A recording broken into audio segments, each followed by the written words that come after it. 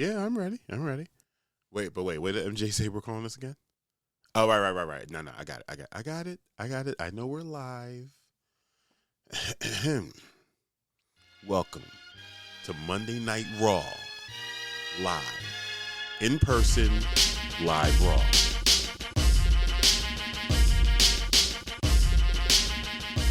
We're back reporting live from the 5 Hour Fire. That is Portland, Oregon.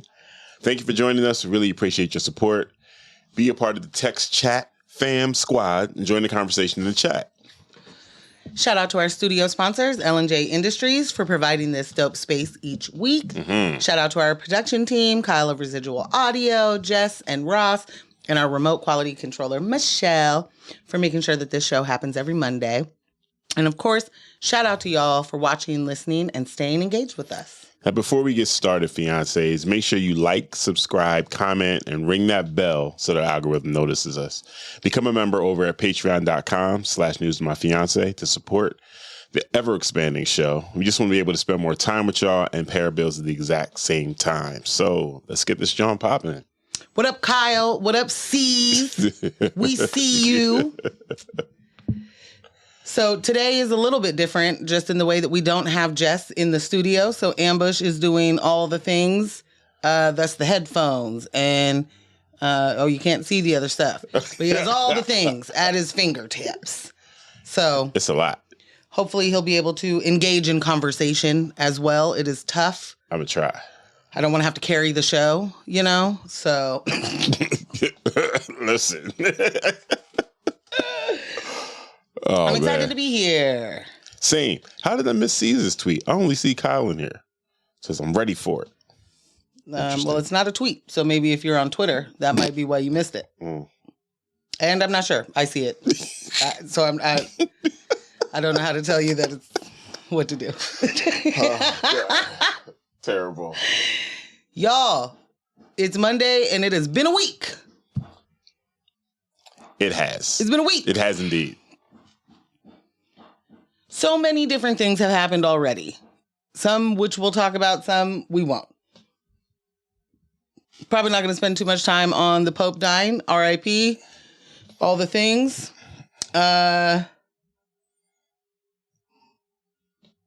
J.D. Vance, I guess. May have killed him on accident. Or just, What did I miss now? I know he was somewhere visiting with his family. Who? J.D. Vance. Well, he met the Pope and then the Pope died. Oh. So he spread a disease to him. Gave him an infection of some sort. You met one of the demons and you die sometimes. Sometimes you meet a demon and you die. Okay. No. And I'm only using that word because I know that he is a deeply religious man. Right. A Catholic that's ready to do exorcisms everywhere. Is he not? He is, actually. He actually is. And I don't mean the Pope. I mean J.D. Vance. J.D. Vance. Yeah. There were quite a few. I'm not sure what to call them. The jokes of this is the second dad that met J.D. Vance and dipped was. Who was the first dad? His. Wild. Oh, no. Michelle is in the chat. Hi, Michelle. Who was the first dad? His. Wow. Yeah. Cold-blooded, man. The internet, I know that part of it is that, you're behind a screen and so nobody actually knows it's you or whatever, but y'all be getting some wild stuff off that you would never say to someone's face. Yeah, the internet is cold. It's been cold for a minute, though. Existence. Yeah, yes. Since its existence. Yes. Certainly. Forums, chat rooms, wild. All of it. Let me ask you this. Email letters. Oh. Outside of Nike talk, right? Because we don't talk about Nike talk. NT to the, Oh, okay. My bad. I don't say the whole thing. He's like, I don't even know why you did that. I don't even know why you did. See, that's how you know you wasn't a part of it. That's how you know you wasn't a part of it. You wasn't on that forum at all. That's how you know you was a lame. Okay, I didn't go that far. You weren't in the Nike Talk streets. It's true, I wasn't. But outside of NT, yes, thank you. When was like the first time that someone said something to you on the internet and you were like, wait a minute, what? To me? Do you mean that to me? Like, for real? Do I need to come find you? Why do you think it's okay to say something like that to me? I think it would have to be MySpace. Okay. Just in the progression of things. Yeah. Although wild things were said to me on NT. Like, please be clear. No, I assumed. That's why I was asking, like, outside of that. Because, okay. Yeah. Yeah. That was a dumpster fire. Those gents were wild. Maybe not so gents. I don't even remember, though, like having, like, beef or anything. You know what I mean? Or, like, being... Until maybe Facebook, really. Okay. And then being pretty vocal on Facebook. And was then it in a group? No. Like a Facebook? Okay. No. Okay. I'm not big on I don't know. There was a time the groups were like super popping and they were like early on. I think they probably still are. I think that there's lots of groups that are still popping. I have not found community that way. Maybe the best way to say it. I don't know. That hasn't been my experience. Is not like let me get up in the Facebook group and like commiserate. I feel like for the most part, the groups I've been invited to, not so great. So I'm not sure if that says more about me or the group, the people inviting me. Yikes! Unsure. There was a really good group that you were omitted from. It was the group in which we used to plan your the proposal. That was an awesome group. I bet that group was real fun. It was popping in there. I bet that group was real tight. Just a whole room full of liars and deceivers. I love them so much. In a fantastic way. Yeah. So it's fair. Yeah. Okay. I think for me, it was like PhillyHipHop.com. It was their message board. And somebody had said some old like super fly shit. And it was someone I knew in real life. Oh. And it was like, you've never spoken to me like this. And you gonna try now? And C's will remember. C's will remember what I'm talking about. He was a local comedian. I think he might still be a comedian. I was like, you never said no shit like this to me. Interesting. 1, why now? 2, what we gonna do about it? What's up? What's good? What's good? Betty shot o'clock. I'm ready to fight. Listen, definitely gonna see you in the streets. I'm ready to fight about it. Let's make it happen. And it definitely got to a point where like me, C's, a couple other dudes in our squad was just like, it's up. When we see him, it's up. And then you never see him, huh? We did see him. Oh. So then there's another part of Uncle C's. It's like it goes from it's up, but then it's also, is this what we really want? Because let's see what they do first. Because we know what we do. They talked all this talk. Let's see what we do. Let's see what they do. You know? I understand. And then when this person saw us. A peace treaty. Church mouse. Quiet. Hey, my brother. Yeah. Slap 5 on the black hand side real quick. We is kinfolk and skinfolk. Yeah. And it's wild the way people in real life go from being, the troll they are online to real quick to being like, you know that's jokes. And that's jokes, I had to go through that lesson twice because there was another time when I'm sorry that this even sounds like, this is a real thing. But it's a rival DJ crews. Like we're like, I don't know, like we're fighting over territory and people's come on, West Side Story. Right. It was, Sharks in the Jets. Somebody gotta care. Yeah, it sounds ridiculous. But like somebody came to somebody in our squad, like real reckless. Y'all swear you don't understand gang culture until you put some music on it. Your whole gang. Anybody want to chime in on the fact that the East Coast been doing gangs for a long time? They just dance battle crews, and DJ crews, and like we about the 5 elements, Okay. Okay, too far. Wildin'. That's on me. Wow. We about the 5 elements. What is wrong with you? So like they had approached them at a DJ gig. They approached DJ Swoosh at a gig and was all like, it's up. Like, And it was like two or three of them, maybe three or four of them that approached him. So as soon as we found out, and the commission DJ crew was large, you were like 20 something deep across a couple states. So as soon as we found out, we on Facebook like, hey, her such popped up on Swoosh. What's good? What y'all trying to do? Where y'all at? You want to meet? Man. Did they hit him? Someone else in the squad hit him immediately like, hey, I know I was there. I didn't know what was happening. So whatever Bull's problem with you was, like, I don't got nothing to do with that. It's like, cool. Who's next? Man, you remember Two Tex? We're accepting apology. I do. Two Tex don't play. Two Tex in that whole. Yeah. DJ Tony Two Tex don't play. Nah. Bush, what's good? What we doing? Where they at? Yeah. What's happening? Yeah, this ain't no forum like. I don't start DJing until 10. What's good? What we doing? Yeah. So it's interesting how so the lesson I learned from both of those situations was I ain't talking about nothing. What are you talking about? I ain't talking about nothing. Period. Even when you're in front of me saying it. If it gets back to me, somebody said, I don't care. They didn't say it directly to me. Also they had the opportunity to. So they don't really mean it. Also that. This is entertainment. I'm not doing this. Yeah. Kyle said, why is every Monday the worst? The nature of a Monday. It's almost as if there was a decision made.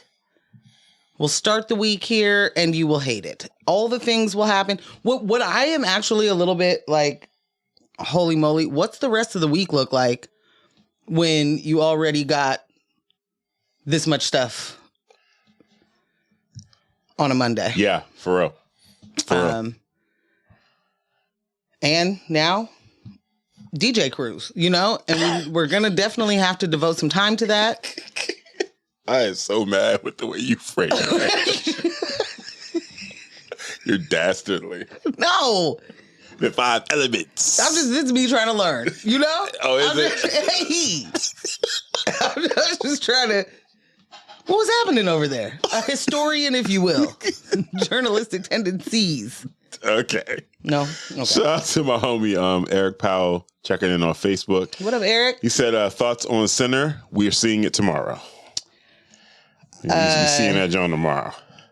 Excited to see it? Very, very. I've seen nothing but amazing responses and reactions. Very purposely not watching or seeing any. Yeah. Skip. Yeah, I'm staying away from all of that. Oop, scroll. Yeah. No. But I did see Ben Stiller put his foot down for the homies one time. Shout out. And I liked it. Shout out. Yeah. And I liked it. Yeah. Was it Variety with that wild ass headline that was like $60 million opening box office? Is it any good? Basically, right. It's something like, will it be enough? Will it be enough? And it's funny because they already put out another piece to reverse the energy. Oh, okay. Yeah. Didn't realize that. That is hilarious. The other piece, where is it? I just want to say what their headline, it was, Sinners has amassed 61 million in its global debut. It's a great result for an original R-rated horror film, yet the Warner Bros. Release has a $90 million price tag before global marketing expenses. So profitability remains a ways away. Ben Stiller said, in what universe does a $60 million opening for an original studio movie warrant this headline? And let's go, Ben. In all honesty, America, this world always, the one that you have always lived in, and that's no shade to Ben. Not at all. This is it. This is what Black creators get. Yeah. That's what we talking about. Oh, whoa, you did something that no one's done in a long time? Nah, probably not enough. Right. Probably not enough. Next piece from Variety. 5 reasons why Ryan Coogler and Michael B. Jordan's Sinners ruled the box office. Oh. Oh, interesting. Did it rule it or did it go mid? Like, you're going to have to explain to me that a 60 million, because we're talking about not the Marvel, not a, blockbuster. Not part of a franchise. Not part of a franchise. Part of a remake. None of that. This ain't a reboot. Right. This is an original film. Right. And you're like, that's, I don't know, 61 million. It's so far away from 90. It's also far away from 120, but who asked you that? But also, it's closer to 90 than it is to... Yeah. So what are we talking? Then it's to 30. Also, it's Monday. Yeah, it was a holiday weekend. On Easter weekend. Yep. What are you even... Yep. Yeah. They did the same thing with Brave New World, too. Even though Brave New World was number one and it was doing, great box office numbers, it did that exact same comparison. Budget-wise, Brave New World needs to clear this. And it's like, it's doing numbers right now. Like, chill out. Chill out. It's an interesting thing that there are hurdles to clear when talking about a movie, certain movies, maybe with black leads, I don't see the headline coming from any, white-led cast that's like, they just couldn't meet the mark money-wise on the opening weekend. Yeah. The conversation is different. The conversation is, well, maybe it's opened internationally, but it's not the full global market yet. Right. Or there's opportunities for blah, blah, blah. Or now it's just they're not going to be able to make it. Kyle said he has to see it. Yes. Yeah. Yeah. Saw C's. Yes. Y'all almost lost me to the battle raps. Listen, we've all grown, C's. We've all grown. I credit a lot of my journey to both you and Morgan, for sure. Put me in a different place. And of course, definitely having children. And thinking about, well, what would they do if they had to exist in a world where you made a stupid decision? Yeah. That became a domino effect of other stupid decisions. So, thank you, C's. Almost lost him to battle raps, though, because... listen, because he's... listen, there's a... he's very direct. Yes. He's very direct. So, it can be a lot of, hey, why are we still talking about this? With C's. Like, listen, if we're not getting in the car, what are we talking about? Very much in the same boat. There's not a whole lot of conversation. So, yeah. Mm-hmm. Well, speaking about battle raps, maybe we should say what we'll talk about later in the show. Yeah. First up, let's do that. Our theme for the show today is we spin in the block. Yeah. Stories getting updated. Things have happened to... add to a story, if you will, like one Pete Hegseth, second secret chat, has entered the chat. It's here. His wife in there. His lawyer in there. His lawyer in there. Grandkids, I don't know. Second wife, 14th wife, I don't know. The response from his publicist, whoever communications director, is just, I can't wait till we get to that story. Also, we'll be talking about the sheriff we talked about who was placed on the Brady list. Was that last Monday or Thursday? I can't remember now. I'm not sure. We talked about a judge in Deschutes, Oregon, who was placed on the Brady list by the current DA. A sheriff. You said a judge, yeah. Oh, I'm sorry. Mm-hmm. Sheriff, who was placed on the Brady list. Which, if you don't know what that means, very quickly, that means you are not trustworthy enough to testify. We cannot call you as a witness. You're going to leave things out. Yeah. You're going to add things that aren't true. Can't do it. Can't do it. You are going to jeopardize the case, so on, so forth.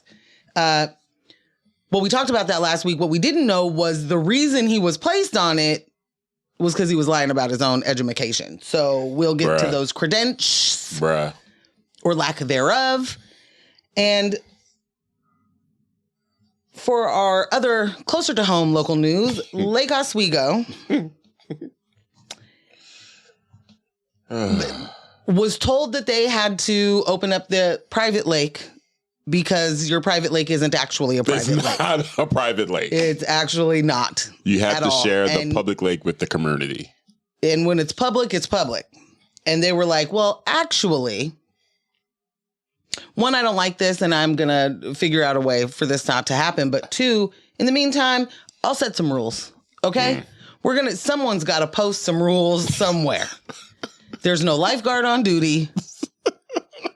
They've got all these other water sport crafts going on. They got different kind of boats we've never seen. We don't like it.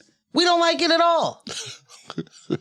We need to get Bruce in to talk about what's happening out there. Like how many heads are on fire. We do need to get Bruce in.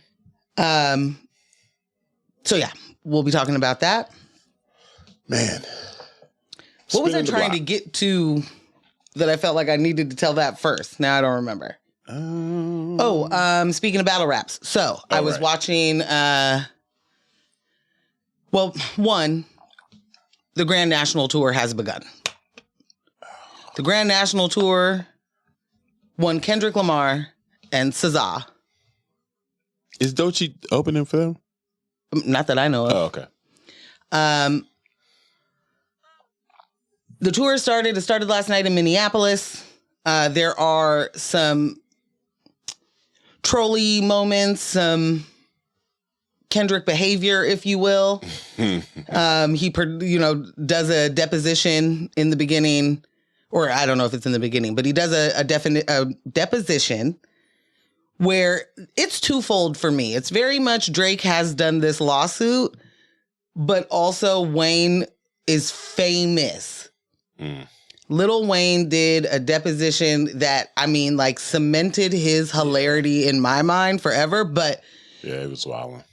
But it was also the kind of thing that's like, yo, only a very small amount of people get to act like this in these kind of scenarios. Right. And I guess Lil Wayne is one of those people. I'm just going to not answer. Well, Tory Lanez is doing it right now. He's in a worse way. More on that another time. Or not. I don't know.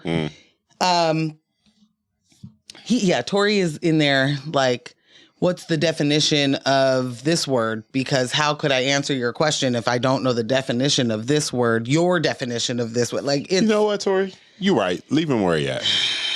You right, Tory. I'm going to leave you right where you are. Cool. You know what? Cool. That's great. It's a mess. Anyway, Curtis King just had an interview with Punch from TDE. And it's a 3-hour interview. I have not gotten through it at all. I am going to, but I haven't.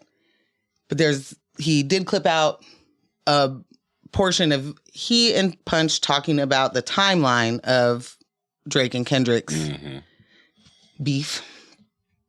And it's been really interesting because it is very much exactly what I thought it was. And it's on that side. The way that he talks about it is like, this is competition.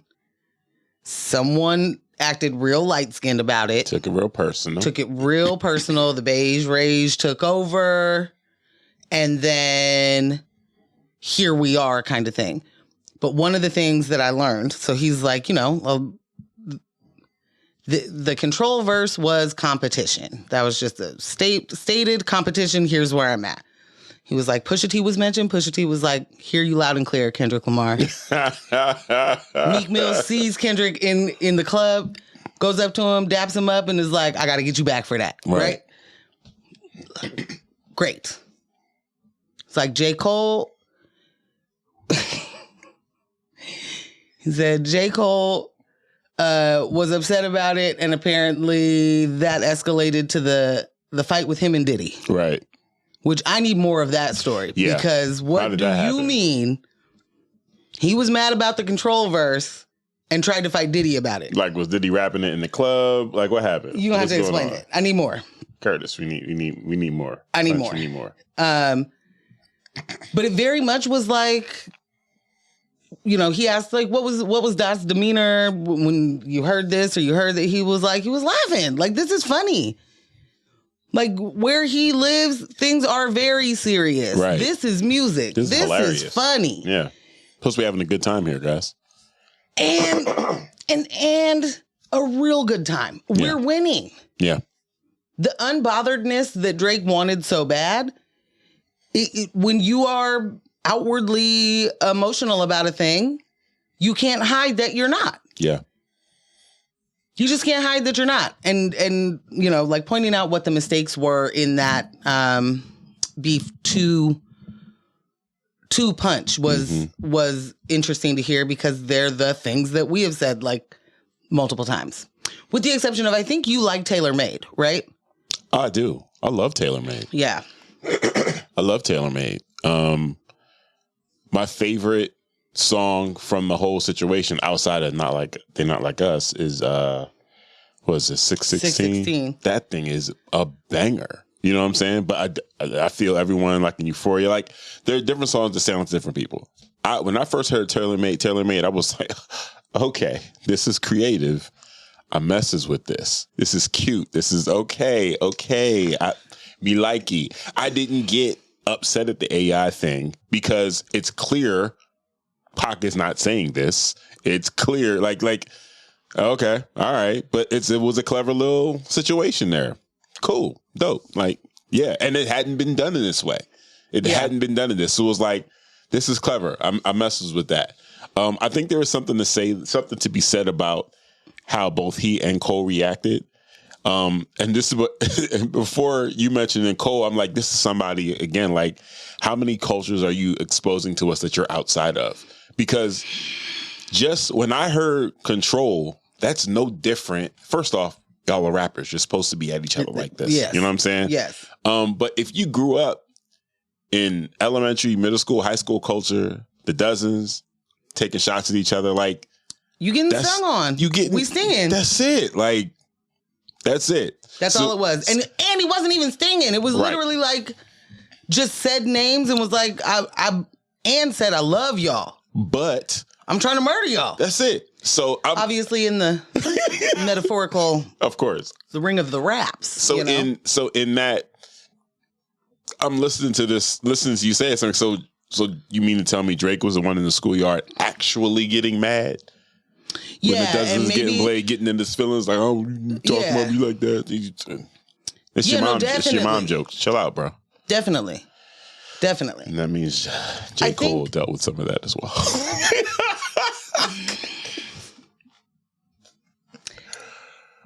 I think there's something to be said regionally. Mm-hmm. Tailor Made. I from the beginning, I was like. Like listening to it with it didn't like, I understand where you're saying it's clever. Mm-hmm. And I very much wanted to be like, yes, it is. And I guess it is clever. Yeah. You're like, clever? Because the more like, I don't want to say that I was offended, because I feel like that might be too strong of a word. There are people that were, yeah. But I think there's reason to be. I think it's fair if you were. And I think that it really does highlight also just how outside of the culture Drake is, maybe always will be. Like, it very much was like, I'll have your heroes tell you something. You know what I mean? Like, so it was more so about him doing it. Not necessarily just that, but that added a lot of weight to it, that he was the one doing it too. Like you said, your heroes. It felt like, I think he tried something and it came off as a mockery rather than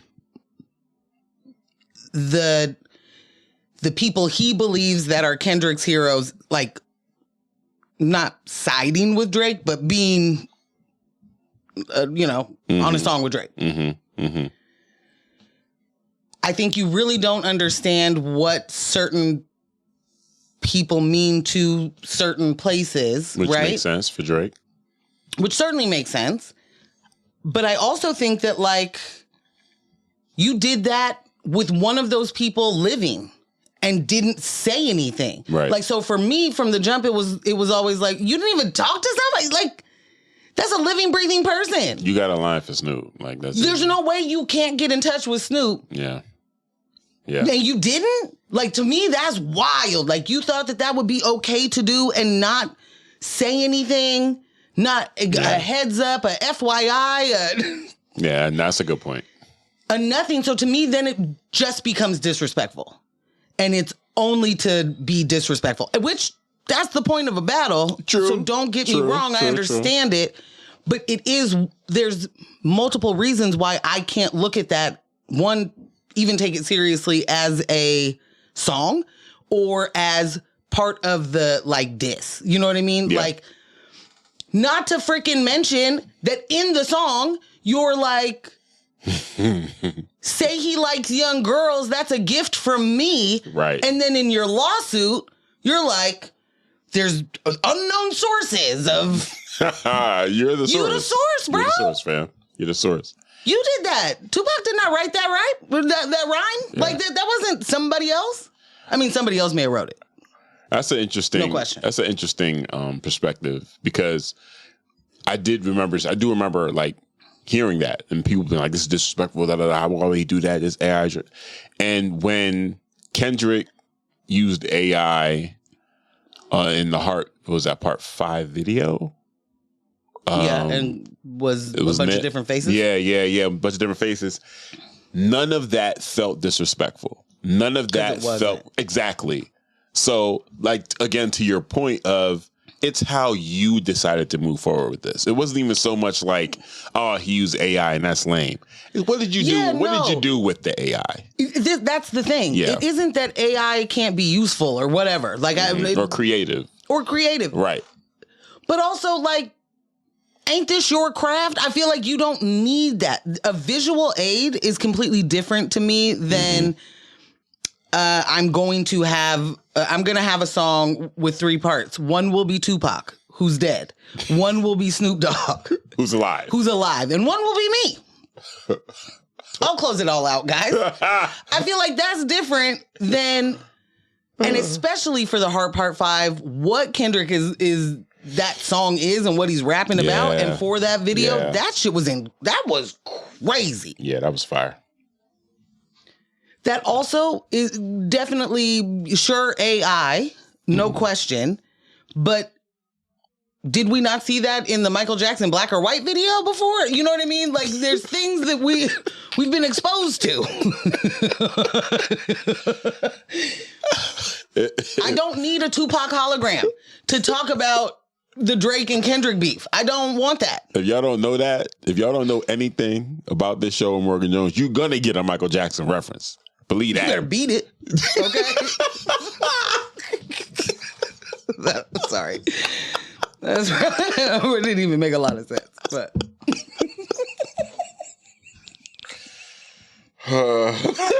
is it break time? I don't know. That's it. Okay. That's my bad.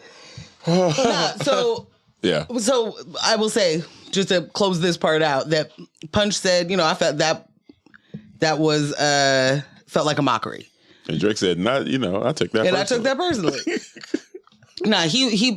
said that, that felt like a mockery. He feels like that was a mistake.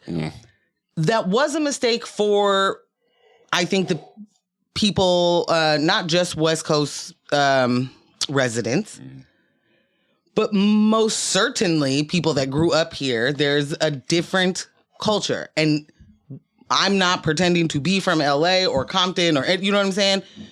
But I do understand, even in California, how many different cultures are in California. I feel like Canadian man didn't know that, even though he lived in California. Right. He didn't get it. Canadian man. And this is not even like major hate to Drake. You just didn't get it. Right.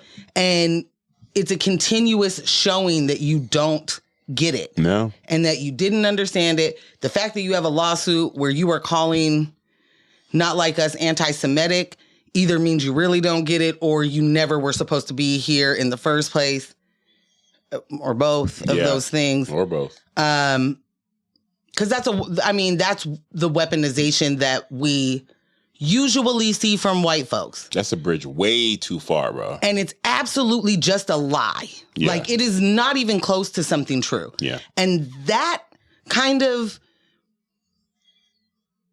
positioning that a person can do who is in, has had so much power for so long and can't see the forest for the trees, don't know that they're actually what they're up against because they haven't paid attention to anyone else in so long. Mm-hmm. They've just been, I'm out here killing it. Mm-hmm. Everything continued. Like, it was just like you got sillier and sillier and sillier and worse and worse. And I just don't know how you still rock with that without it being cultish in the way of I'm just going to stick with this. Like, whether you're, whatever the reason, you're a contrarian or you're like, you can love an artist and not love the genre that they're in. Like, these are not a bunch of hip hop heads out here saying that Drake is the best in the world. It is fans of Drake that love him to death or whatever that are like, nothing can stop him. And that's cool if you're a Drake fan. That's cool if you're a Drake fan, but don't enter conversations about hip hop culture. Stay over there. Just talk about how he makes the hits for you, and then the sexy songs are great. Yeah. We love them. Yeah. But it's funny how the rewriting of history as the history is happening, and I just like I'm over here like, we can't be serious. Yeah. Everything isn't that polarizing. We actually can just be objective about stuff. Which was better? What makes more sense? Right. That our good friend Drake set this all into motion, and he was in fact feeding the information to the TDE camp as stated, as he said he did. And when the text messages come out, the DMs of him being like, I don't know what none of that stuff is. What they talking about? Right. You look like a complete and total fool to anybody who is literally just trying to be objective in this situation. And anyone who is just trying to, blinders on, I don't see that stuff, which as a person who has definitely made space for Kanye West 10 years ago, where it was like, oh, but you guys, maybe that's not what he meant. Are we sure that's what he meant? He probably didn't mean that. Like, I understand the impulse. I understand you're wanting to defend your fighter. I get it. That's like an Elon fan today. From my heart to yours. That's the thing. From my heart to yours. That's what you look like. Like, reality left you at some point. Yeah. And that's the part that's getting me, is that if you can recognize that, if you can recognize a Joe Rogan doing oh, come on, please, my heart to yours. That's it. Like, even in you got to change the gesture because you're not going to full on do the gesture. Right. You're like, open hands. You're betraying your point. Hearts. You're betraying your point. You're betraying your point.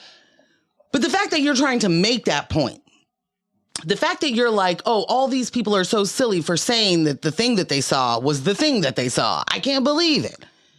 That's what the Drake fan sound or stands or whatever we want to call them. That's what they sound like. Yep. And it's wild. We don't have to do that. You're like, your points can be valid if they are valid points. You don't have to add extras to it. Mm-hmm. If you really love the songs more, love the songs more. But does that mean that the other person is absolutely whack and doesn't know anything or can't make a song if it doesn't have anything to do with this other person? Like, there's this discounting of what anybody has ever done previous to a situation. Mm-hmm. That continues to, and that's in all of these scenarios. Listen, the boy enhances other people's career. If you look at it, that's what he's always I'll say done. That he has enhanced careers. I will say he also sat on necks and made sure that careers didn't happen out of a lot of people that helped his career. Yeah. And that alone is enough for me to say, fuck him. That alone is enough. Was there anything when you really like think about how many people careers he stalled out? Sorry. Was there anything additional that you got from that? What you have seen of the interview so far? Yeah. This, like you said, it's 3 hours. You haven't gotten through the whole thing yet. Is there anything else that jumped out like, oh, wasn't aware of that? Well, there was a confirmation, basically, like there was a rumor that there was a much longer Euphoria. Right. And so the rumor was that there was an 18-minute long Euphoria. Bruh. And Curtis asked, and Punch said, I don't know the time. I don't know how long it was, but it was definitely longer, and it was definitely a lot of stuff in there. And he basically said there was stuff in there that I just thought wasn't beneficial in the long run. Like, we can leave this out. We can leave this out. I gave my input, and some things changed. That one was a standout for me because Euphoria is my favorite and has been my favorite since I heard it. Curtis said about 616, he was like, in all of the rap battles that I've ever, I've never seen someone take a pause and have a prayer for someone else, for their opponent. Sheesh. And Punch basically was like, yeah, that was now, is this really what you want to do? I'm giving you the warning. Is this what you want to do? I told you this could be a friendly fade. It sounds like you don't want to go that route. Sounds like you prefer to do something else. You might not know what friendly fade means. Lord have mercy. And that's what 616 was. His stories, I love to hear, how people close to a thing experience a thing.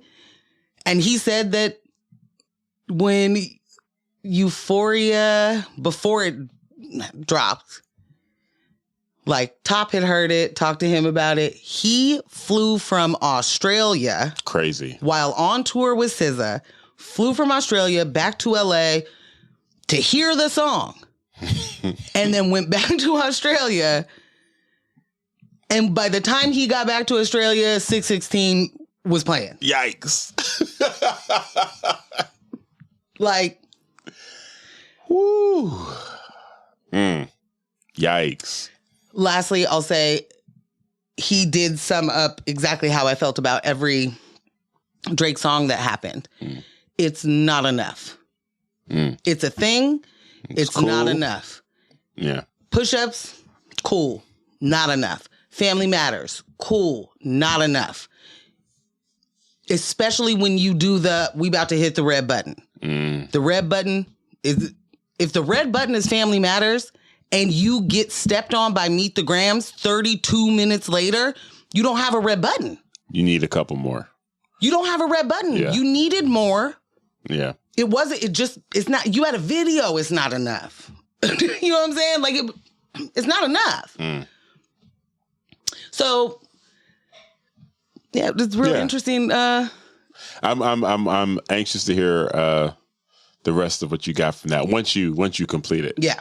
You probably would have had a little bit more time to get to it over the weekend, but our weekend was jam-packed. Jam-packed. Yeah. We had the pleasure of participating in the Black Student Success Summit over at PSU. Shout out to Beam. Yeah. We were doing podcast sessions with some students that are preparing for college. The youth. That was dope. That was really, really dope. Yeah. It was incredible. Shout out to Carlos. Shout out to Jolly for being the whole crew. Yeah. And shout out to every single student that came and sat with us because, if you can hearken back to what it was like to be 16, 17, maybe 14, because we definitely did have some freshmen sit down with us. Yeah. We had a little 11-year-old baby with us at one point. So cute. The cutest. These kids I don't mean to say kids.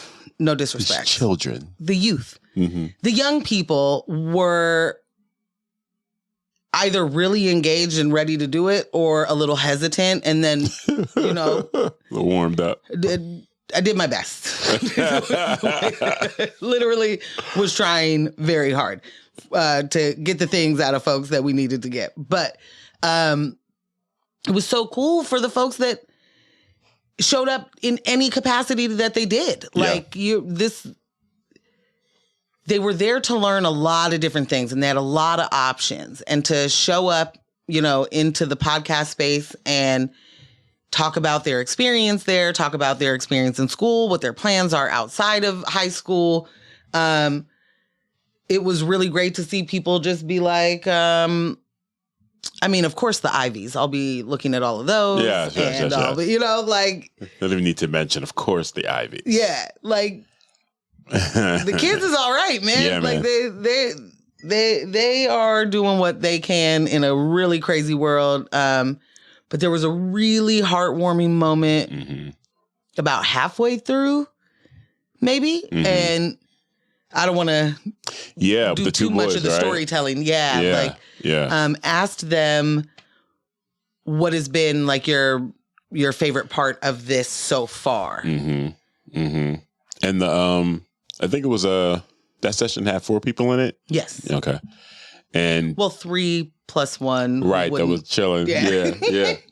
And 2 of the gentlemen in that session said it was the mental health seminar, right? Or session. Right. I couldn't remember what the name of the session was or what the focus of the session was. But they said that coming out of that session, one of the things that was the most impressive thing was that they, were hearing that it was okay to express themselves. It was okay to, not mask their feelings and just be more emotionally available and honest.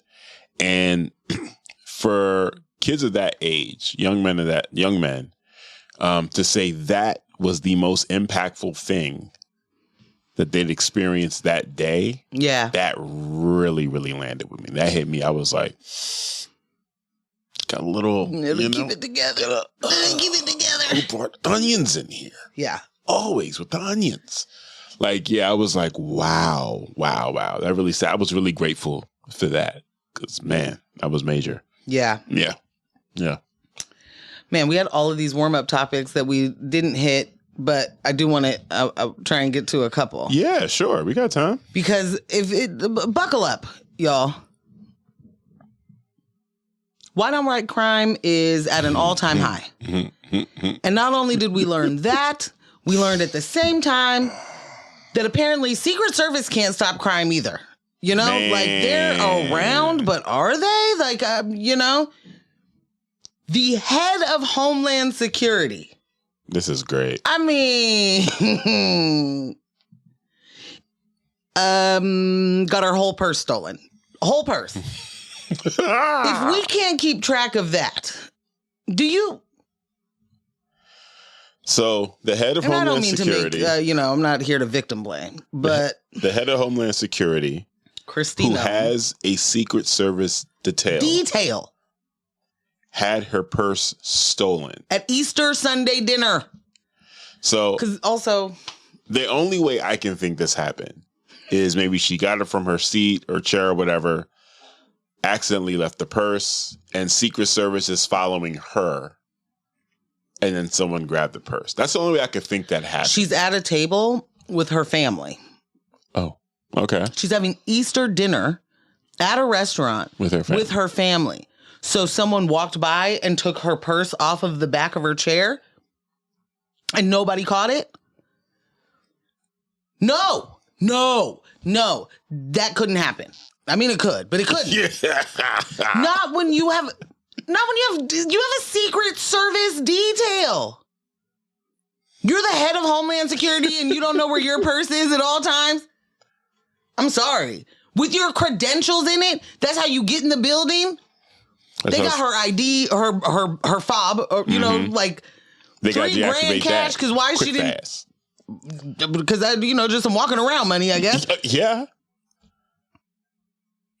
Her passport, her driver's license. She has no identification. What does that make her? What is it? What do they say? Oh, there's a word when you don't have ID. They use it. They weaponize it against houseless folks. Yeah, I'll figure it out. But she's out here with no identification, no way to prove who she is. She's wilding. And she's also walking around with $3,000 cash. I've seen many a funny joke about this.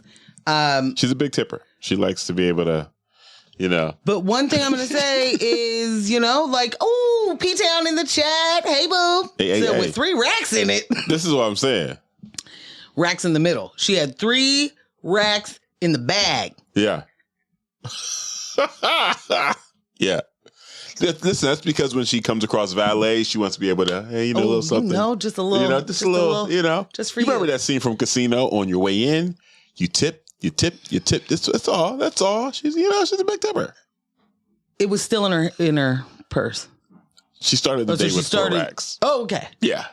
Just tipping away. She tipped a lot already. She's tipping away. And then she was like, what I have to do is pay cash for dinner. Can't put this on my company card. I'm covering dinner. When asked about it, because shout out to Yamiche, the reporter Yamiche Cinder, she was like right behind her, just on a humbug. Like, I don't think that was supposed to happen. Right. And Yamiche was like, hey, how about that purse? Did anybody find it yet? She was like, haven't talked to them yet. It's ongoing, it's still happening. I got to get my purse back. Yikes. That's just a wild thing to happen when I just haven't heard that story from another administration. Right. I've not heard about the director of Homeland Security's wallet just getting gaffled. Listen, well, when you come in and you're part of an administration that shakes everything up and changes all the rules, and I know how things used to be done, but we're going to do it my way over here. This is how things happen. This is how things fall through the gap.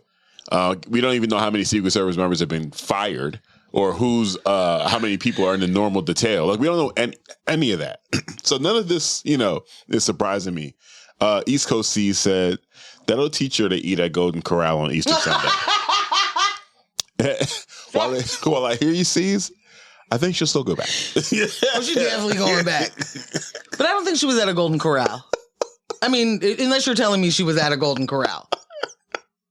I feel like that's JD's place. He'd take his family on some back when I was a poor, we would come to Golden Corral for the cheesy hash browns or something. They have the best mac and cheese. Yeah. Sure. Just I bet you. Wet, I bet you do. Noodles. I bet you do. Kyle said we're going to need a 3rd show to cover all our shit. And, Man. Yep. Yeah. Yeah. Man. Perfect segue into our sub count. Yes. We made it to 101, y'all. Beautiful. Thank y'all so much for helping us get to our goal of 100. We are now looking to make it 125 by next Monday. So, tell a friend to tell a friend. Sign up, hit the things, get the notifications. And, I will probably just take those couple of things into after intermission just because they're great lead-ins to other stories. Okay, because I'm very curious about we'll just do it then. What you got here? Yeah. Okay. All right. If you haven't already, hit that like button, subscribe, tell your friends to tell a friend, hit the comments, get active in the chat, all the things. We're about to go 10-minute intermission. Stay around, don't leave. Listen to some tunes from DJ Ambush. And then we'll be back in 10 minutes. We'll get into the stories. We'll also add in a couple of things that were supposed to make it to the warm-up. Like Portland's still trying to make this baseball dream thing happen. And I ain't mad at the dream. Just prioritize it. Also, I am mad at the dream. Why are you mad at the dream? I am mad at the dream. Fuck that dream. It's the last thing we need. Right now, the last thing we need is another stadium that does not do anything year round, that cannot have the capacity to be helpful in any way outside of people going to a game sometimes. We don't need that. Yeah. This is a small city. We don't need to, hey, slow down. Put that shoulder down. How dare you? This is a small city. There's a reason we only have 2 professional sports. You know what I mean? Like, slow down. We're sports town, all the things, all the stuffs, but y'all, you better watch it. Hit that train to go watch the Mariners. Like, this is the last thing we need. Anywho, make it back after intermission. See you in a sec.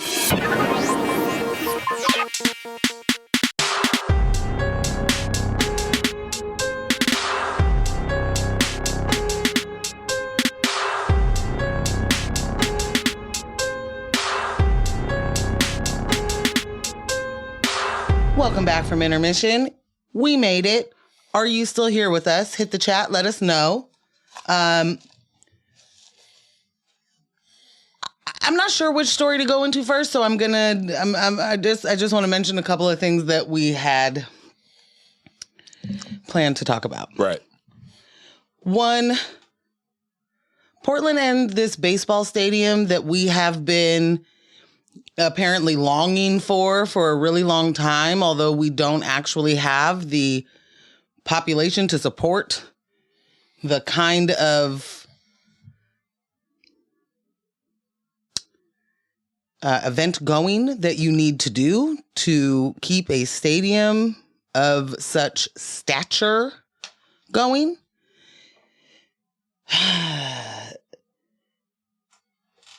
Some, what are they called? Renderings have dropped.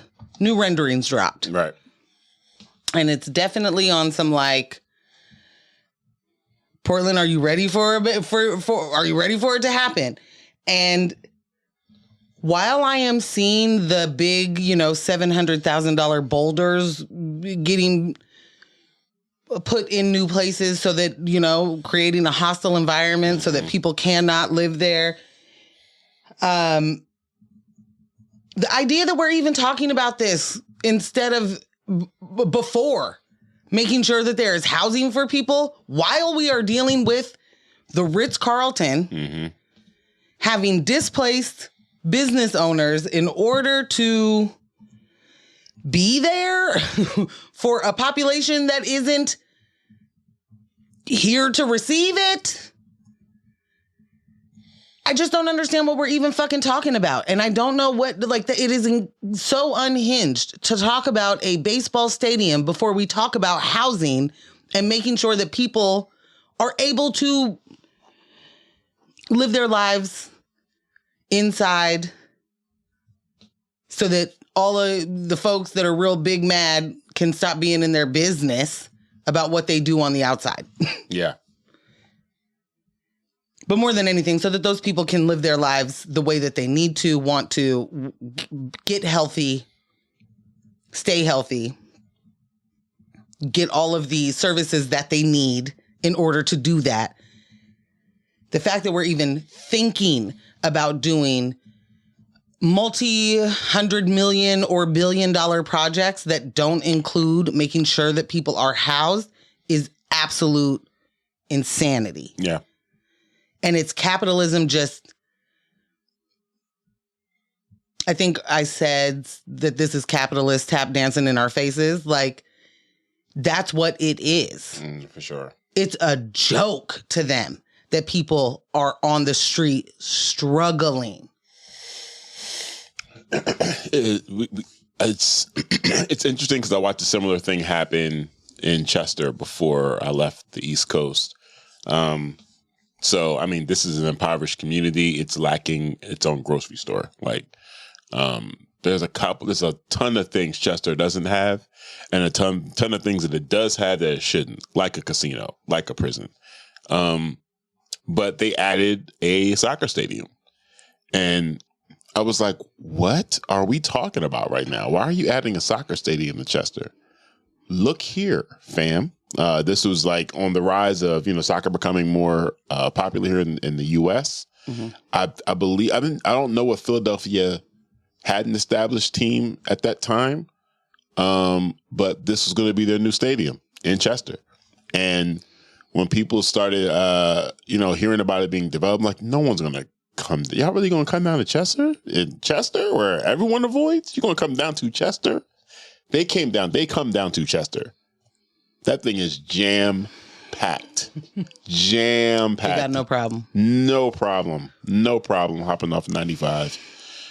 Shooting down Highland Ave and boom, straight to the stadium. No issues whatsoever. Nah, they're coming from Philadelphia. They're coming from New Jersey. They're coming from Delaware. Yeah. It isn't that I don't think that people would come here from, say, Vancouver and Salem. And, I think that they would. I think that it's an asinine thing to talk about before we do things that are needed. Yeah. To your point, I'm sorry, I meant to finish that out. They promised so many things were going to be happening as a positive impact of this being here. More jobs. You're going to be able to surround this particular. Jobs, you're going to be able to surround this stadium with other businesses that will flourish because of all the new traffic, and with other people hitting certain streets coming through, we'd be able to revitalize. Nada. Shocking. Nada. Shocking. Yeah. Michelle said in the chat, number one favorite way to waste taxpayer money, subsidizing sports teams that ordinary people can't even afford to go see. Right. It really is as simple as that. It is an exclusionary tool that uses our taxpayer dollars to make it. It might also use your pension and you may not even know it.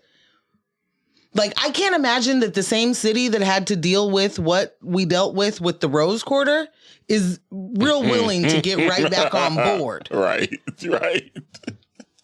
Like, ain't learned a thing. You know what I mean? Like, let me ask you this, though.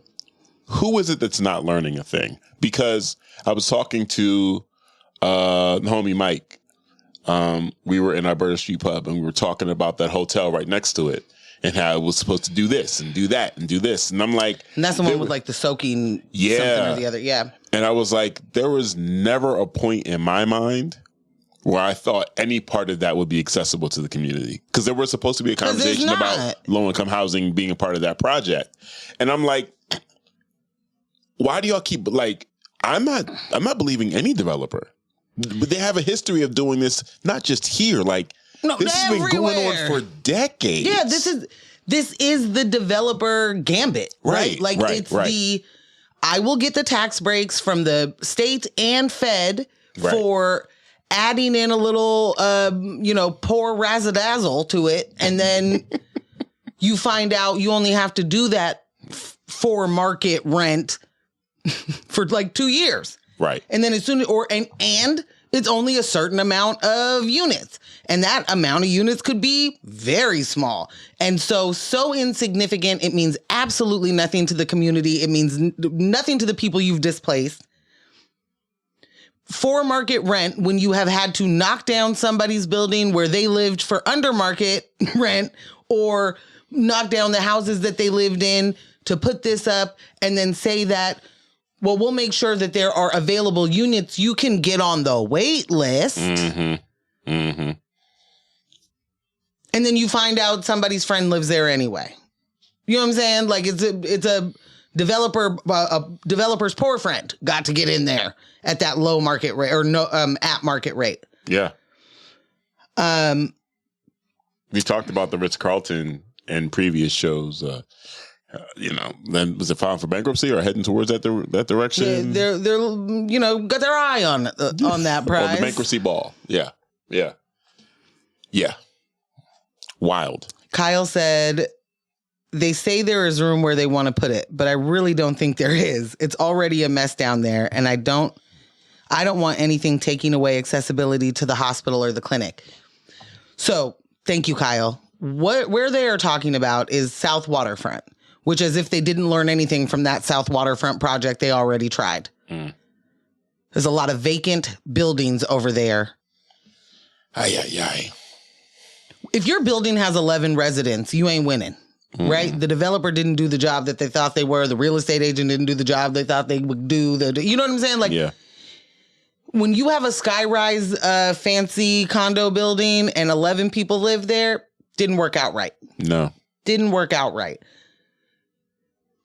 To P-Town's point, also, isn't that land toxic? Yes! I'm sorry, what? The land itself. What?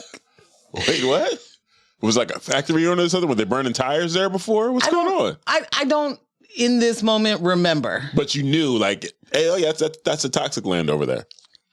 You don't, there was reasons it wasn't developed. And those reasons have changed. I guess those reasons have changed. I don't know. I guess they're pulling bodies out of the Willamette and they're like, okay, well, I guess that makes it better. I guess that's what it is. Now that we got these 3 bodies out, I guess it's no problem. Yikes. Ooh, nasty work there. Speaking of bodies in water, the Port of Portland. The Port of Portland is revoking their DEI policies in order to comply with the Trump admin. And, you know, is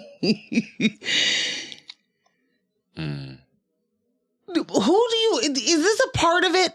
Do you have to tell people that you're doing that? Yeah. Like, is that a part of the Trump admin's? Yes, you have to announce it. If you don't announce directive? If you don't announce it, how does he know that you're pledging your fealty to him? If you just do it quietly, you still could necessarily fall under the gun, you know? But if you announce it, then he's like, okay, we'll move you to the good list.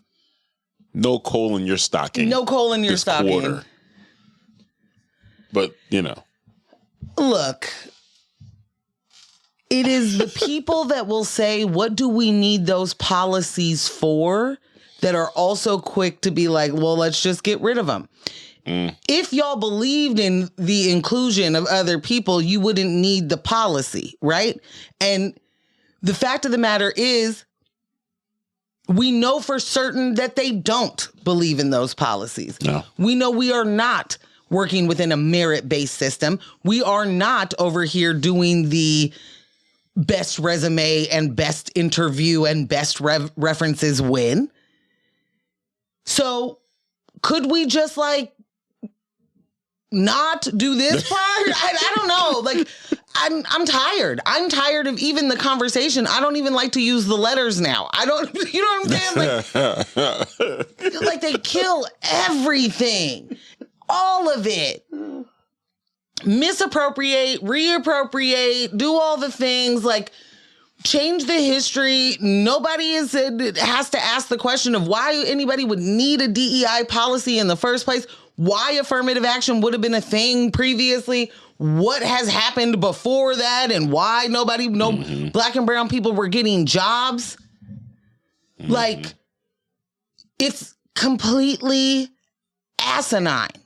And here we are having to deal with it. Stop telling people, I guess. I don't know. Like, you're making it so, like, to, how do I say this? To do whatever it is to a good, continue to get the federal grant that you need. I don't know. Shut the fuck up about it. You don't need to, but maybe you do. Maybe you have to make the announcement in order for the grant to come through. I think in the past, when you had an administration that maybe you still needed to rub the shoulders of or make good with, that was done in a room somewhere, right? In an office over dinner, right? Or whatever. It was not some public declaration. This man is such a narcissist and desires so much praise, and all of it. It's like organizations that usually aren't vocal about anything that they're doing are jumping out the window to be like, hey, us too. We're getting rid of that stuff too. Yeah. We need this funding. We cannot survive without this federal funding. Please, please, please. Right. But I mean, there's a second part to this that's missing. There has to be some type of conversation. I'm not even sure how to tailor it, but there has to be some type of conversation with community in which you are making it clear, not necessarily that this is just something we're doing to do it to maintain the funding, but that at the core, your work is not going to change. There has to be something. So to your point, Michelle in the chat said, if they're going to do it, I'd rather the public be made aware at least. Yes, I do also want them to be made aware. I also think that many of these places are just saying it to continue to get the funding, right? Mm-hmm. So make the public aware another way. Does that make sense? It does. You already said it. Actions speak louder than words. Yeah. Make the public aware. If you're going to make that declaration, at the exact same time, announce a new project that the public has been asking you for directly. Or continue those DEI policies within the fucking quiet, like, yes. Don't worry, y'all, our actual hiring practice are still equal opportunity. And right? You can signal that. You can signal that without being obvious, right? So, like, I think you can. Yeah, say we're no longer doing DEI, but we're announcing this new project, and who's leading this new project? Such and such. Right. But we're doing away with the DEI. Look at that. Yeah. This person obviously merit-based. I think that's also black woman running this new project. That's the problem is that DEI means black first. Period. And then it means whatever else it wants to mean for the person weaponizing it in the moment. Yeah. And when these things legit just become pejoratives and it's just, the DEI, so we know you don't know how to read. Coming from people that can't fucking read is wild. So we know you don't know how to read. Oh, there's a black woman in charge. Okay, everybody's angry now. Like, everyone's... Aren't you angry for having to work under this angry black woman? Like, it's amazing to me. It's amazing to me. Yeah. Linda said, is it the same place that they did the Nike game tryouts for? I can't recall the game the tryouts were.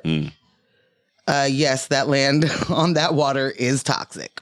I mean, the Willamette is a place, Is it the Willamette? It is not. Oh. It is the Willamette like to a lot of outsiders. And thank you all every single time you say it. We appreciate you letting us know that you're not from here. The Willamette. Which is real funny. Because real quick, this is a total aside, and we will get to the stories. Yeah.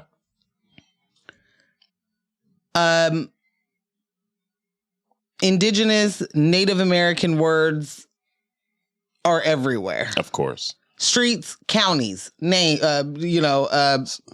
Schuylkill, Conshohocken. So here's the thing. Y'all got the Schuylkill River. Yeah. Yeah. Conshohocken. Yeah. There's a bunch other too. Like there's a lot. So many. What's the hickin'?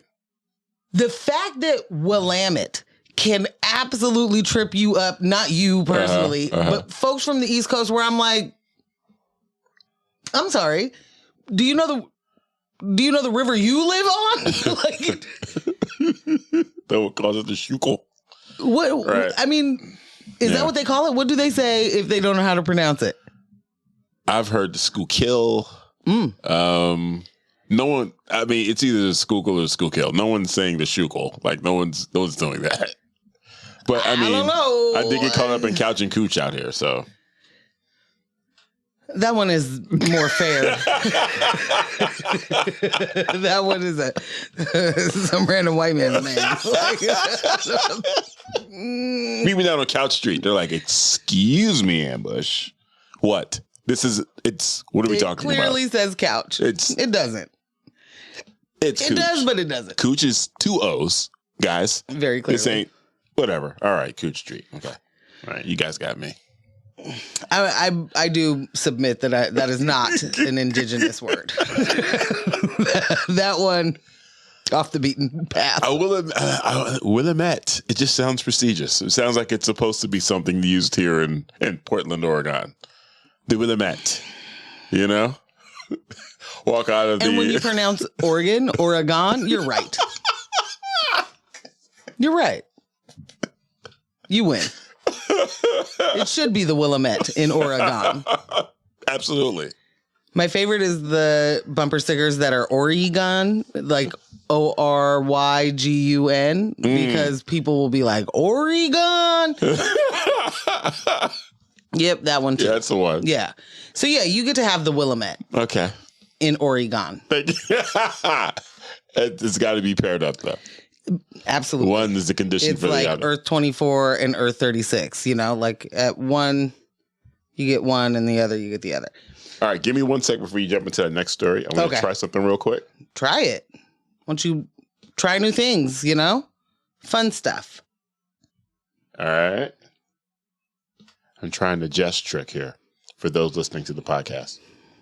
I don't know what he's doing, and I never know what Jess is doing, so I'm just sitting here. And I don't know if I should be talking. Like, yes, you definitely should be talking. Do you need the quiet? Yeah, you definitely should be talking. Oh, okay. Well, I'll do that then. What were we talking about? Oh, Willamette. Yeah. I can leave that there. What I was really trying to get at is that, and I understand that they're completely different languages all over the place. There's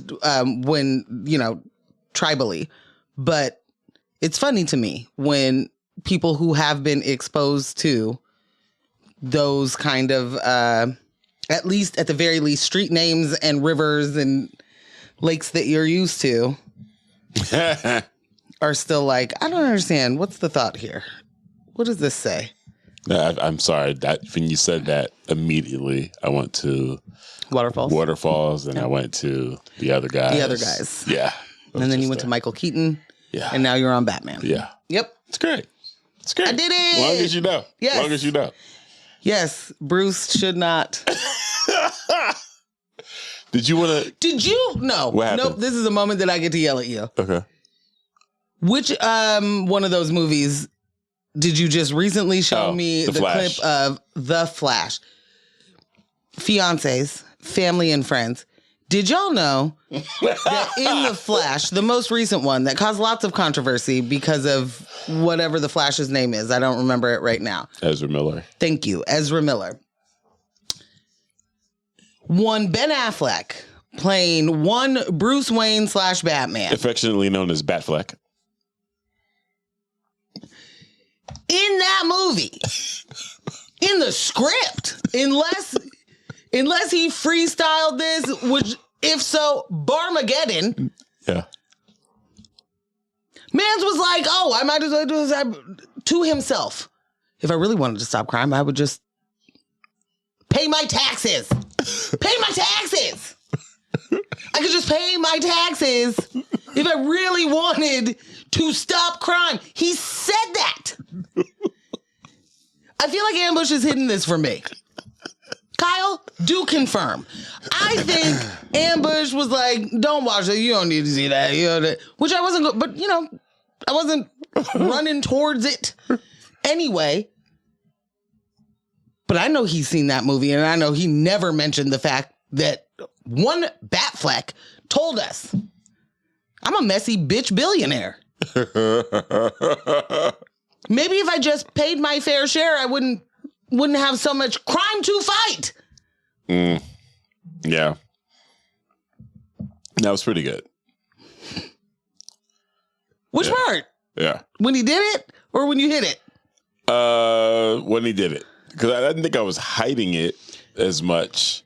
I feel like that's a notable thing to come back after seeing that movie to mention one Batfleck has quoted you directly.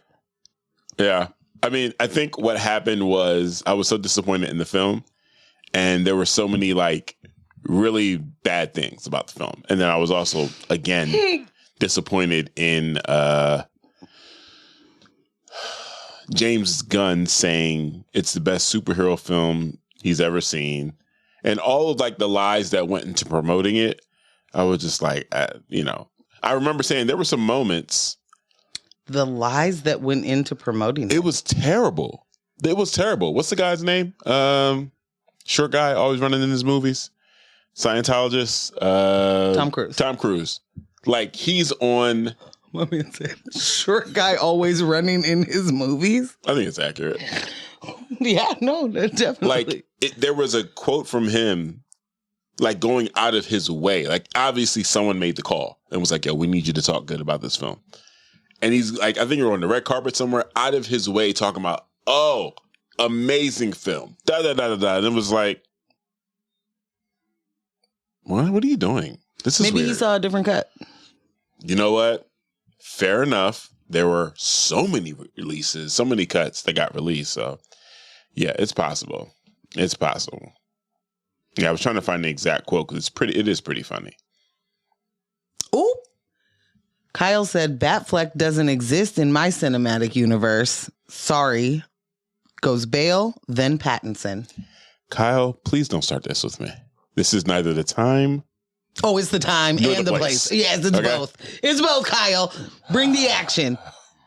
Keep the action for later. I'll pull you into an episode of a podcast that has no name. Because he was also a daredevil? Morgan. Or was he Green Lantern? Just kidding. I know he was a daredevil. No one brings him up as daredevil. Was he daredevil? Was Jennifer Garner not Elektra? Why are we doing this? Oh, okay. Oh, jeez. Just making sure. Anyway, let's revisit a story we did last week. I don't know if it was Monday or Thursday, but we were talking about the Deschutes County Sheriff who was placed on the Brady list by the current DA. And now we know that the reason, or added reason, was that he lied about his education. He's a lying-ass liar. Deschutes County Sheriff Kent Vanderkamp is under fire yet again after an investigation by District Attorney Steve Gunnels concluded that he provided false testimony and records about his educational background. The findings prompted Gunnels to place Vanderkamp on the county's Brady list, which flags law enforcement officers deemed unreliable as witnesses in court. The investigation that was released on Friday revealed that Vanderkamp falsely claimed in sworn court testimony and in records submitted to Oregon State Police that he held degrees from the University of Southern California, shout out to everyone that went to USC, and the University of Arizona, shout out to everyone that went to U of A. It wasn't him. Everyone did, yeah. In reality, the investigation found he earned his degrees from the University of Phoenix and Trident University. For years, the discrepancy went completely unnoticed because apparently when you aren't doing DEI hires, you just believe everything that you've been told. Why look at the reference? Why look at the degrees? Why would I care? You don't need to show me anything from USC. Totes believe you, bro. You definitely did that. For sure you got in there. For years, it went unnoticed until Vanderkamp submitted in the voters' pamphlet statement in 2023 listing those institutions. Oh, I'm sorry. He listed the latter institutions, not USC or Arizona. According to Oregon law, knowingly submitting false information to the voters' pamphlet is a criminal offense. Despite this, Vanderkamp won a heated election last fall to become sheriff, which, y'all, we're going to have to get a whole lot better at these sheriff elections, okay? Like a lot better. Right. The DA's office began its review in November after one of its staffers noted the conflicting education claims. USC and the University of Arizona both confirmed to the DA's office that Vanderkamp was never enrolled in either school. Quote, Sheriff Vanderkamp, while serving as an expert witness in DUII prosecutions, testified falsely about his educational background, including while under oath, the DA's report said. The quote continues, this misrepresentation directly compromises his reliability as an expert in multiple cases. The report also emphasized that the investigation was exhaustive and the evidence overwhelmingly clear that Vanderkamp gave false testimony in multiple instances. In a statement released earlier last week, Vanderkamp disputed his inclusion on the Brady list, asking the public for patience. On Friday, he told the Bulletin that the incorrect claims on his resume were the result of a graphic designer's error,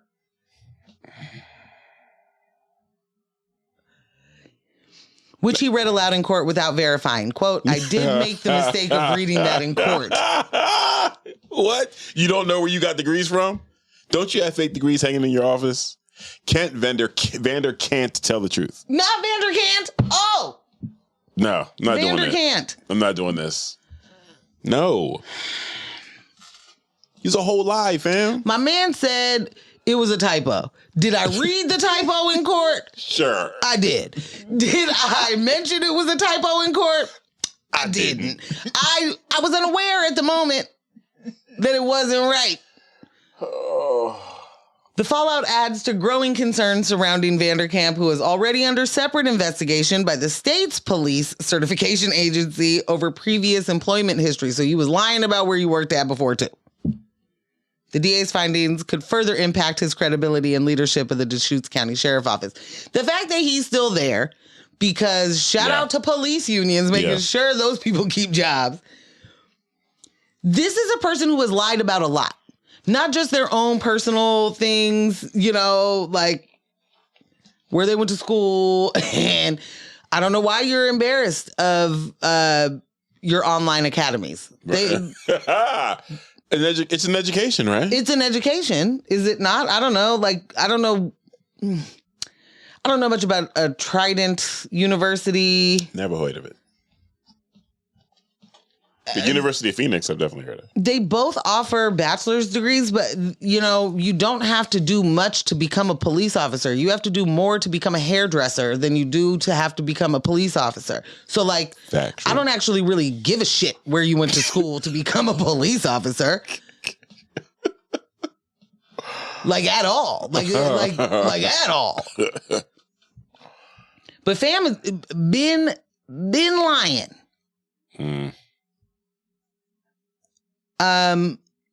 So you don't have proper certification for certain things. You don't, you know, and you're supposed to be an expert witness on DUIs. You know who else is supposed to be an expert on that? Pete Hegseth. You know what I'm saying? Man. Like these things don't really matter if you mean expert by I do it a lot. You know what I'm saying? Like that's not, I don't think you're supposed to get on the stand and tell us about all of those things.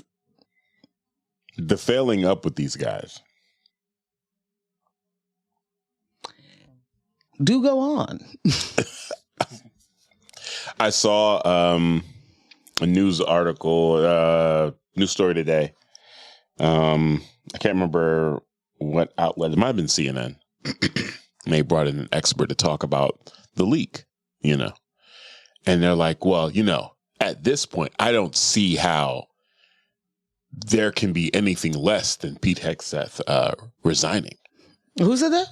Some pundit, some guest on the show on CNN. Like his resignation is imminent.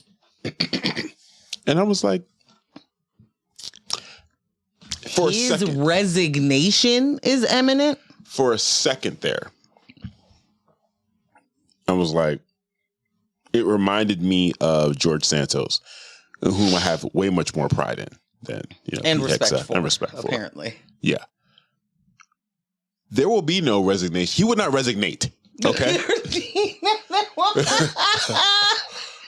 Peter Hegseth will not resignate.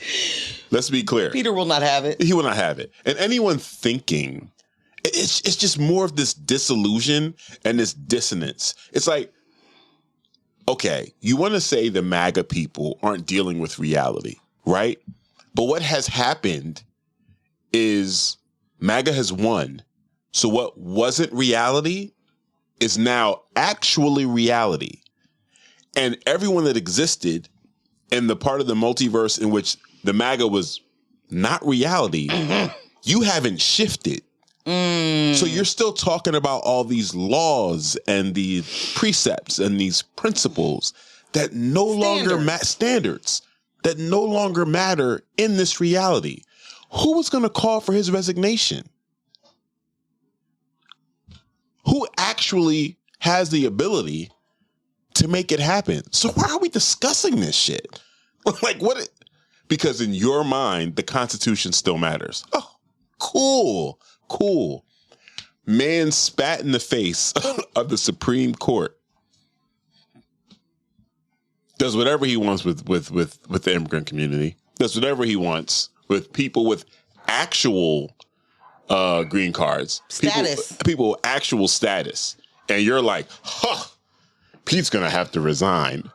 To please who? I want y'all to remember who happening? he is and that he shouldn't have a job today. Before you think about somebody resigning, know that his own mother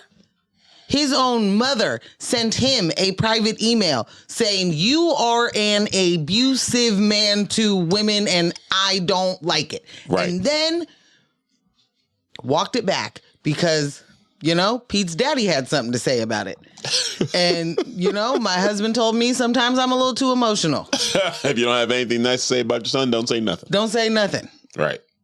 This isn't the first Signal chat that leaked. No. It's the second.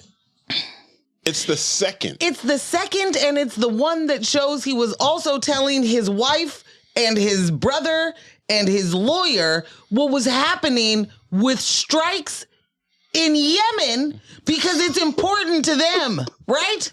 Let's get after it. They needed to know what I'm doing. That's just me at work today.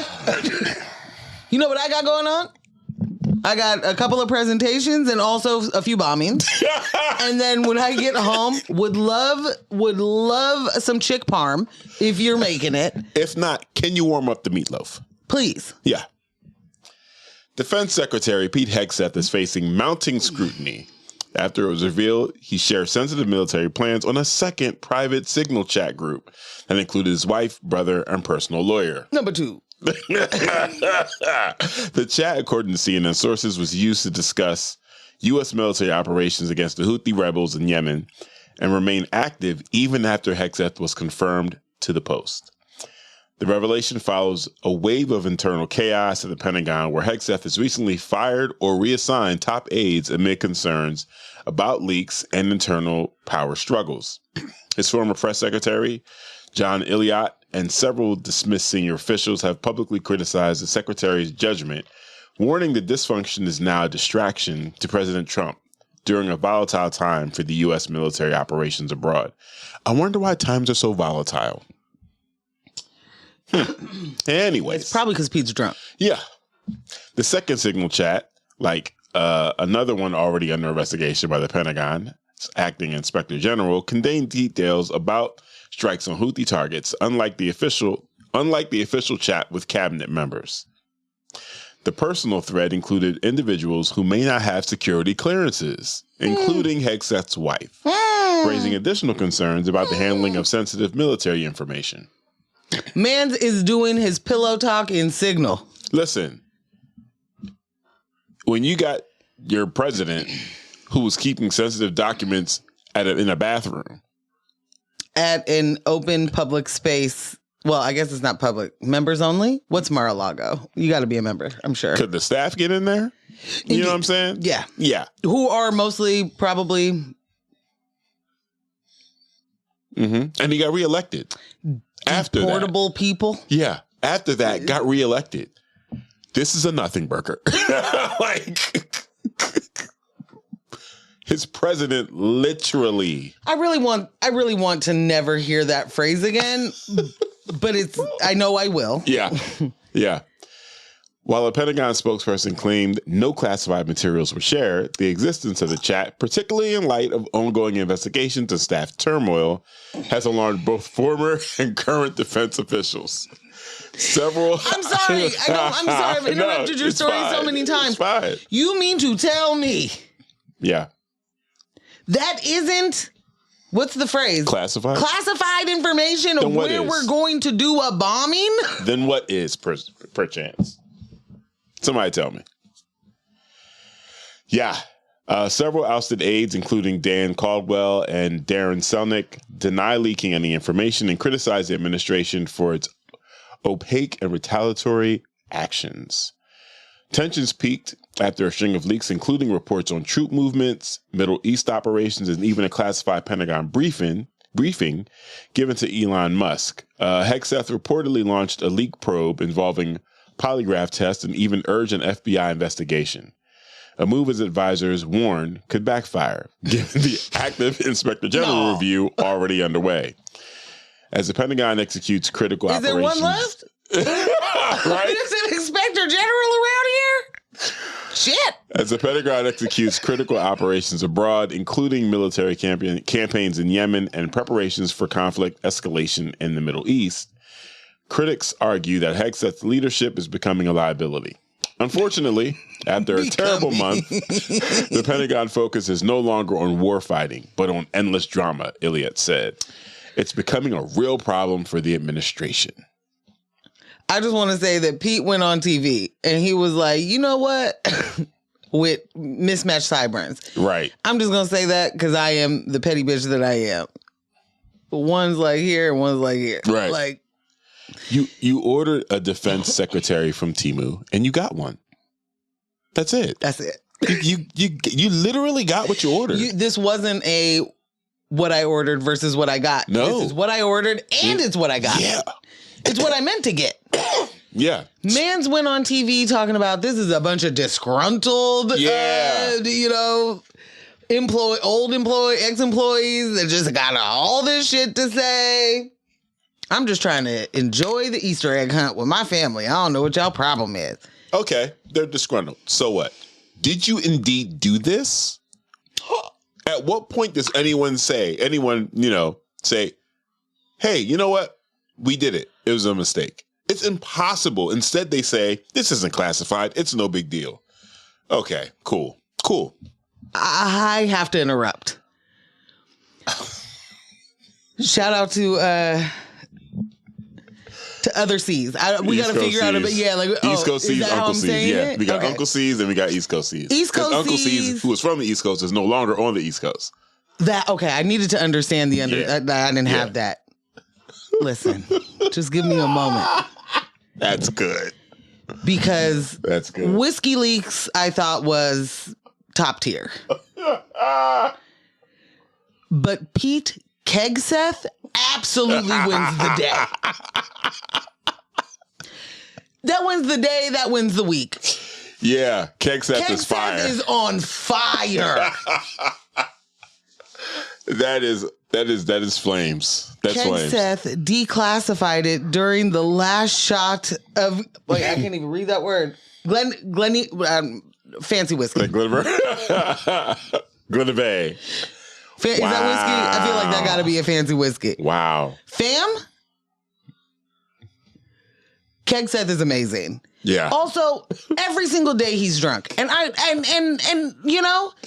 am a person who understands and empathizes 1000% with addiction. I don't want to see this person put themselves on TV and in front of us in ways that call for being made fun of. However, he's a piece of shit. This is not like he doesn't deserve my empathy. He doesn't deserve my sympathy. He doesn't deserve my understanding of addiction because he's going to tell me that he's not addicted to shit, Right. Like, I don't have to drink this beer if I don't want to. Well, it is in the afternoon and you're still at work and you're not at a party. And this is, you know what I mean? Like, this is your lunch drink. Like, you don't... Mm-hmm. Not when you spend all your time being a white nationalist. Like when your time is spent being a white nationalist, you don't get to mess up at work. Like without getting made fun of. I'm gonna shame the shit out of that man for every single moment that he is a part of the administration that takes my dollars. Like every single one. Fuck him every single day. You deserve absolutely zero. You don't deserve this job. He didn't deserve the job at Fox News. Like, what are we doing here? The mediocrity is astounding. Like, it really is. Like, the things that he's failing at in public, dude, like, there are protocols in place literally for this to never happen. Never happened. You're drunk driving your job.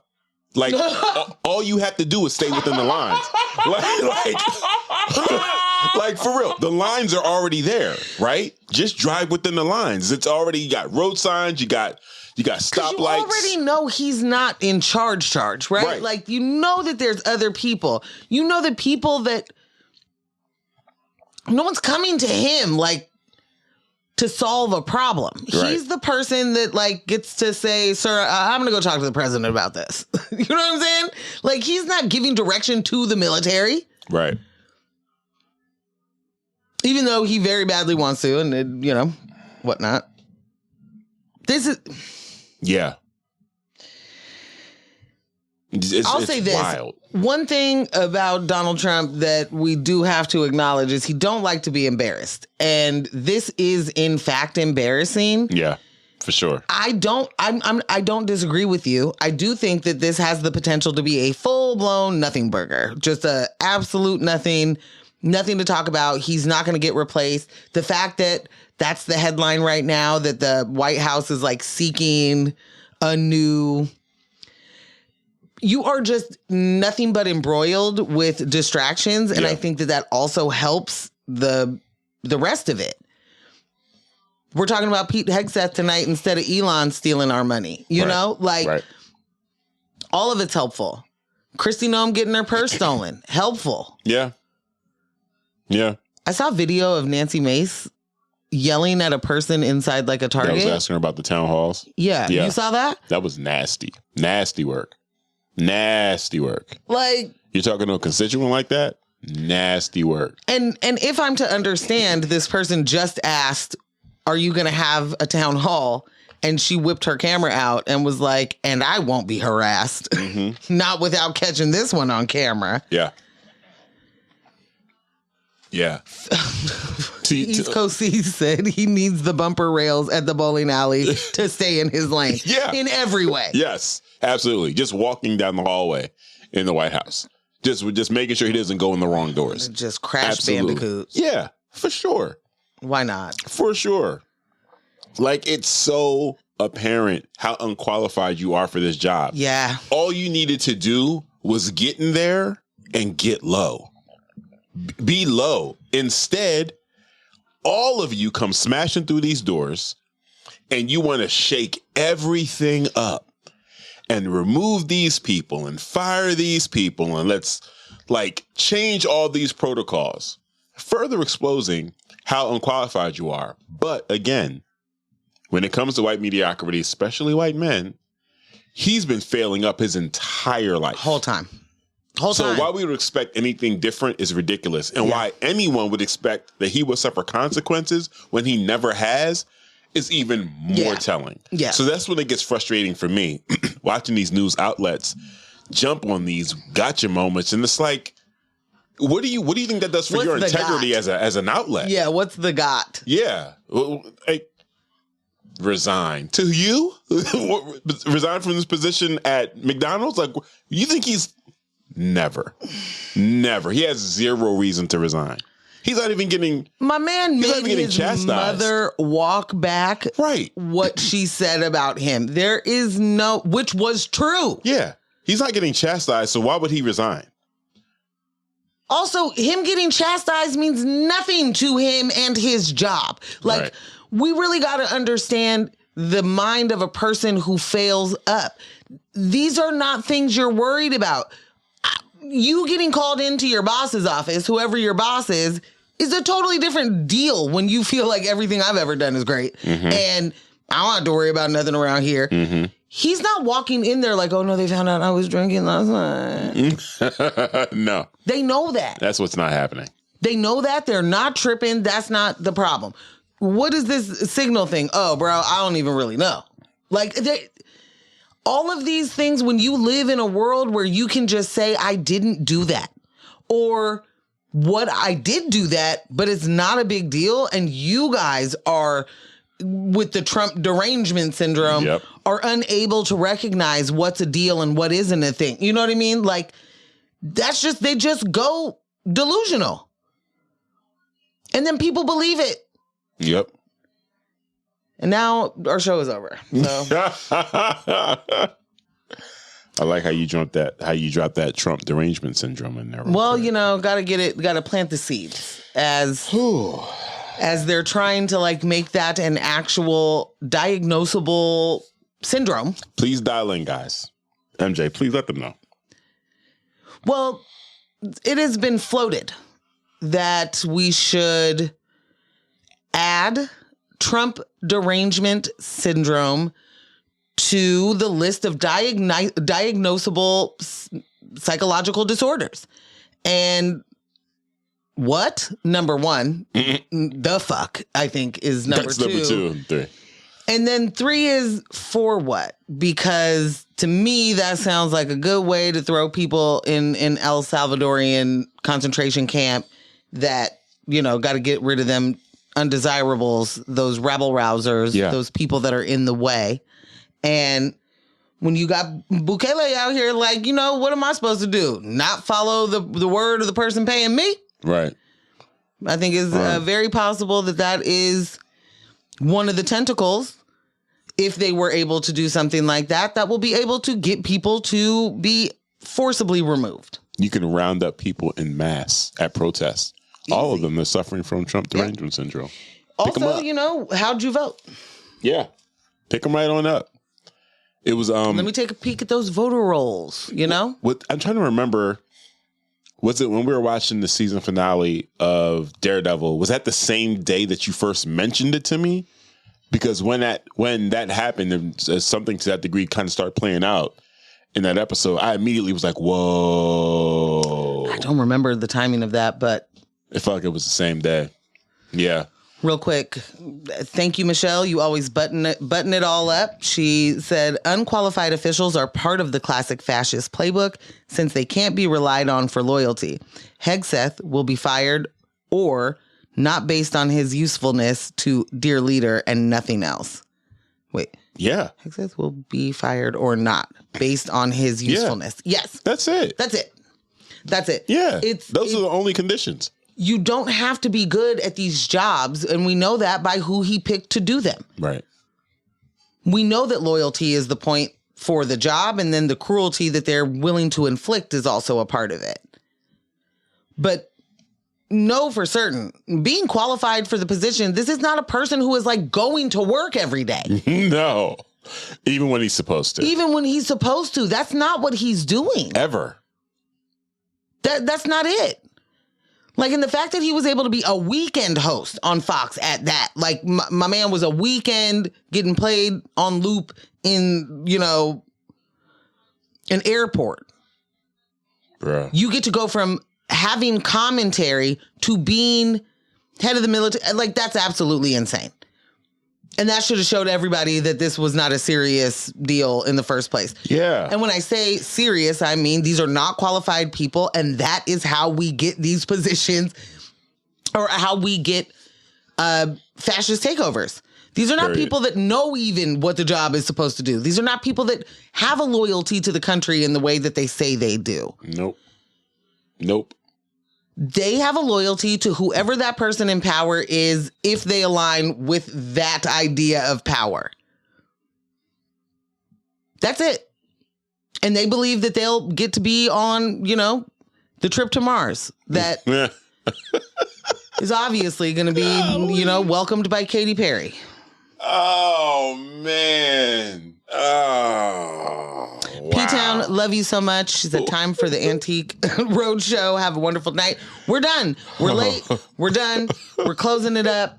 Thank you, everybody, for being in the chat, being a part of the show, sticking with us the whole time. That is another News with My Fiance Monday night, Raw Live, in person, live Raw, in the books. Thank you for spending this quality time with us. This episode was made possible by our crew, Kyle G of Residual Audio, Jess, the remote quality control, Michelle and Ross. Shout out to our studio sponsors, L&J Industries, for providing us with this dope space every week. And of course, big thanks to you all for tuning in and watching and, engaging in the chat. Stay engaged with us all week. Follow us on Instagram at News with My Fiance. Follow Ambush at Scambeezy. Follow me at Portland Morgan. Become a member. Sock it to our pockets over at patreon.com/News with My Fiance. And definitely head on over to the website, head over to the shop. We got some new merch up there. I feel like Hegseth has to make it up there. We gotta design Orders are something going out. Orders are going out. Shout out to Nina, a very first order. Love you, Neens. Grabbed one of those hoodies. You know what I'm saying? Fire. And shout out to our list of Patreon sponsors. Casey, C's, Share Bear, Ella, Jay, Katie, Kyle, Michelle, Olivia, Ross, and our growing stable of free 99 fiancés. Thank you all for your support, encouragement, and of course, staying engaged with us. Hey, you know the deal. Don't let the individuals distract you from the systems. Poverty is a policy choice. People over profits. Power to the people. None of us are free until we are all free. No war but class war. Go hard on systems, not people. And we will catch you Thursday morning, 7:30 a.m. to 9:06, right before Tom Hartman. On X-Ray FM. On X-Ray FM. Oh, and if you're not doing anything Sunday, see you at No Request. It's DJ Cliff's birthday. We going in. Oh, it's big. Oh, yeah. See y'all at No Request on Sunday. Bye.